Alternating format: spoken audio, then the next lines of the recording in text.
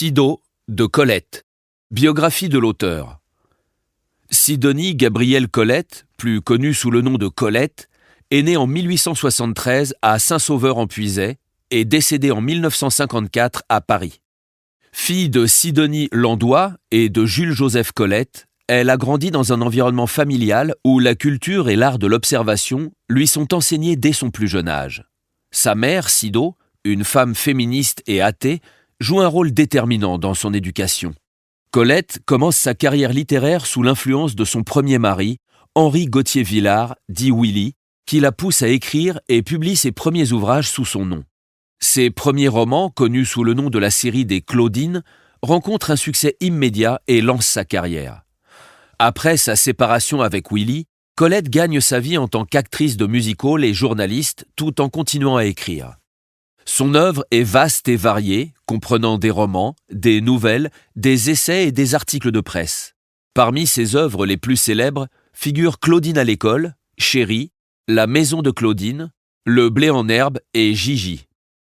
Colette est reconnue pour son style littéraire épuré et sensuel, ainsi que pour ses descriptions vivantes de la nature et des relations humaines. Elle explore souvent les thèmes de l'amour, de la sexualité et de l'indépendance féminine, s'inspirant largement de sa propre vie pour ses écrits. Ouvertement bisexuelle, Colette a vécu plusieurs relations amoureuses avec des femmes et des hommes, ce qui a souvent été reflété dans son œuvre. Sa vie personnelle, marquée par des scandales et des liaisons notoires, a souvent été au centre de l'attention publique. En 1945, Colette devient la deuxième femme élue membre de l'Académie Goncourt, et en 1949, elle en devient la présidente, poste qu'elle occupera jusqu'à sa mort. Elle est la première femme en France à recevoir des funérailles nationales, témoignage de son importance dans la littérature française et de son statut de figure culturelle majeure. Colette laisse derrière elle un héritage littéraire riche et diversifié, reconnu pour son exploration profonde de la condition humaine et son style d'écriture unique. Sa capacité à capturer la complexité des émotions et des relations fait d'elle une des voix les plus importantes de la littérature française du XXe siècle. Résumé de l'œuvre. Sido est une œuvre autobiographique de Colette publiée en 1930. Dans ce texte, l'autrice rend hommage à sa mère, Sidonie Landois, affectueusement surnommée Sido. Le récit se concentre sur l'enfance de Colette dans le village de Saint-Sauveur-en-Puisaye, en Bourgogne, et sur la relation profonde et affectueuse qu'elle entretient avec sa mère. À travers des souvenirs évoqués avec tendresse et nostalgie, Colette peint le portrait d'une femme forte, indépendante et aimante, qui a eu une influence déterminante sur sa vie et son œuvre. Sido est une figure maternelle emblématique, représentant à la fois l'amour inconditionnel, la sagesse et la liberté d'esprit. Elle est décrite comme une femme en avance sur son temps, féministe et athée convaincue, qui a su transmettre à sa fille l'art de l'observation et l'amour de la nature.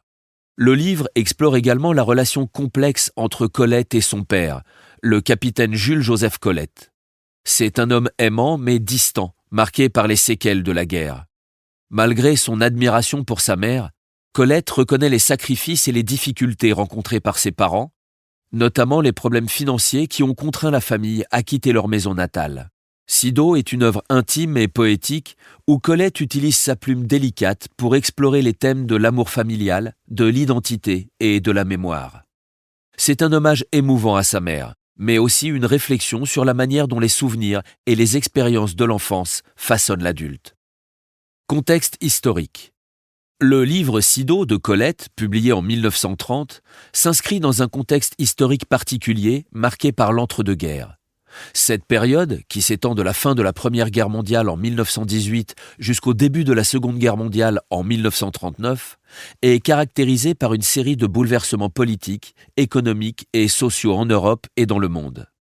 Sur le plan politique, l'Europe est marquée par l'instabilité avec l'émergence des régimes totalitaires en Italie avec Mussolini et en Allemagne avec Hitler. La France, quant à elle, connaît une période de relative stabilité politique sous la Troisième République, mais est également confrontée à des tensions internes, notamment dues aux conséquences économiques de la guerre et à la montée des idéologies extrémistes. Économiquement, l'Europe est affectée par les relations de guerre et les dettes, conduisant à une période d'instabilité économique marquée par l'hyperinflation en Allemagne au début des années 1920 et la Grande Dépression à partir de 1929. Cette crise économique mondiale a des répercussions profondes sur les sociétés, augmentant le chômage et la précarité pour de nombreux Européens. Sur le plan social et culturel, l'entre-deux-guerres est une période de grands changements. Les années 1920, souvent appelées « années folles », sont marquées par une effervescence culturelle, avec l'émergence de nouveaux courants artistiques et littéraires, le surréalisme et le dadaïsme. Mais aussi avec l'essor du cinéma et de la radio, ainsi que par des changements dans les mœurs, notamment en ce qui concerne la condition féminine et le droit des femmes. Dans ce contexte, Sido peut être vu comme une œuvre introspective où Colette explore sa relation avec sa mère et son enfance dans la Bourgogne rurale, offrant ainsi un contraste avec le tumulte et les incertitudes de l'époque. L'œuvre reflète également les thèmes de l'indépendance féminine et de l'émancipation chère à Colette, dans un moment historique où la place des femmes dans la société connaît d'importantes évolutions. Contexte personnel. Lorsque Colette écrit Sido, publié en 1930, elle était déjà une écrivaine reconnue et respectée. À cette période de sa vie, Colette avait vécu plusieurs expériences marquantes qui ont influencé son écriture. Elle avait traversé des périodes de liberté et d'exploration personnelle, notamment à travers ses relations amoureuses diverses et son engagement dans le monde du spectacle et de la littérature. Elle avait également connu des moments difficiles, comme la maladie et la perte de proches. À l'époque de la rédaction de Sido, Colette vivait au Palais Royal à Paris, où elle s'était installée en 1927. Elle avait déjà publié plusieurs œuvres majeures et était reconnue pour son style littéraire unique et sa capacité à capturer la complexité des relations humaines et la beauté du monde naturel. Sido s'inscrit dans cette continuité, offrant un regard intime et profondément personnel sur les racines de l'identité et de la créativité de Colette. Les personnages. Sido.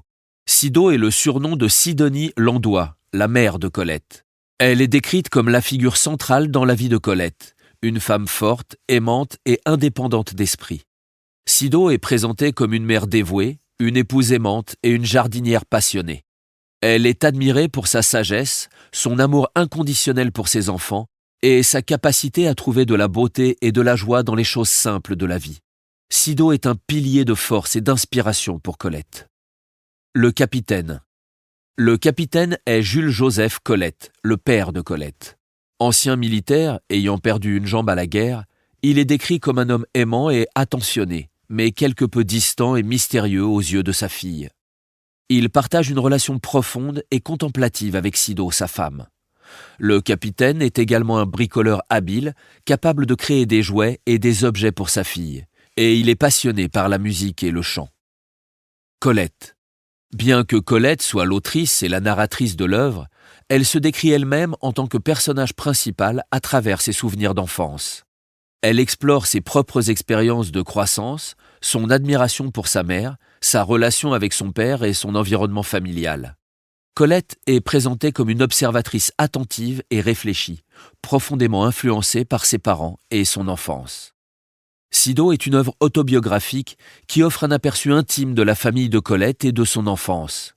Les descriptions des personnages sont empreintes de tendresse et de nostalgie, révélant la profonde affection de Colette pour ses parents et son admiration pour leur caractère et leur mode de vie.